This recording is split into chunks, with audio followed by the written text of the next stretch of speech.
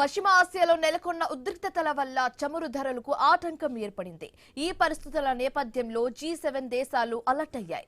అత్యవసరంగా సమావేశాన్ని ఏర్పాటు చేశాయి. వ్యూహాత్మక చమురు నిల్వలను ఉమ్మడిగా విడుదల చేయడంపై చర్చించారు. ముడి చమురు మార్కెట్ను స్థిరీకరించడం దీని ఉద్దేశం.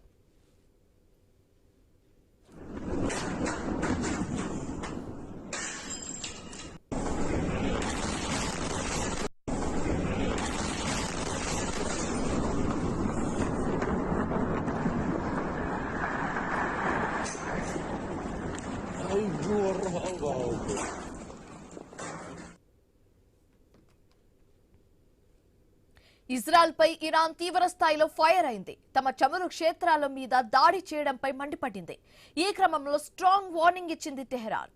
ఇజ్రాయెల్ చమురు డిపోలను పేల్చేస్తామంటూ హెచ్చరిక జారీ చేసింది ఇరాన్.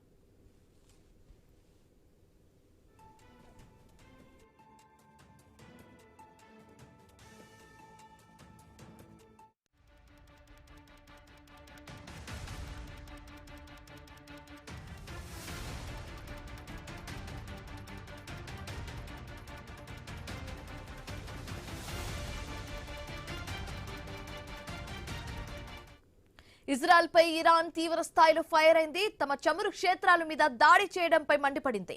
ఈ క్రమంలో స్ట్రాంగ్ వార్నింగ్ ఇచ్చింది టెహరాన్. ఇజ్రాయెల్ చమురు డిపోలను పేల్చేస్తామంటూ హెచ్చరిక జారీ చేసింది ఇరాన్.